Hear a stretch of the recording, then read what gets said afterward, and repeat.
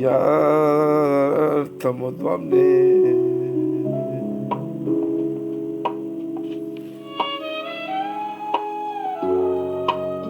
iartă-mă, Doamne, că am greșit cu gândul uneori. Și când stau și mă gândesc la ale mele fapte, mă trec numai sudori. Iartă-mă, Doamne, că nu mai știu ce să mai fac, că stau adeseori și nu mai pot. Te iartă, drag, iartă-mă, Doamne, că nu mai știu ce să mai fac, că de la ale mele fapte nu mai găsesc niciun. Bat să pun capul să dorm liniștit,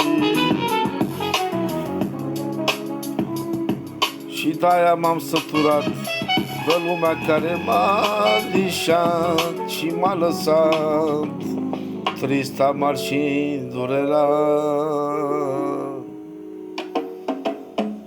Iartă-mă, Doamne, iartă-mă, că nu mai știu ce fac zi de zi.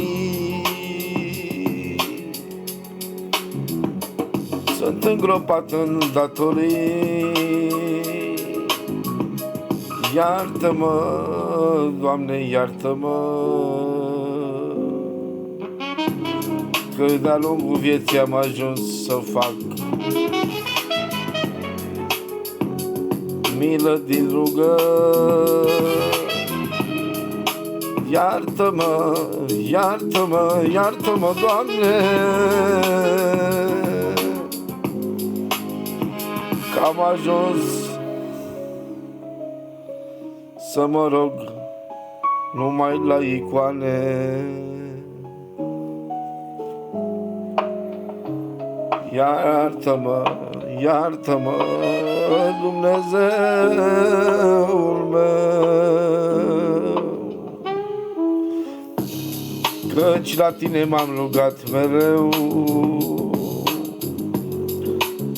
Fie pâinea cât de grea am mâncat-o în țara asta și mi-a fost viața grea, și acum am rămas cu soartă grea. Doar două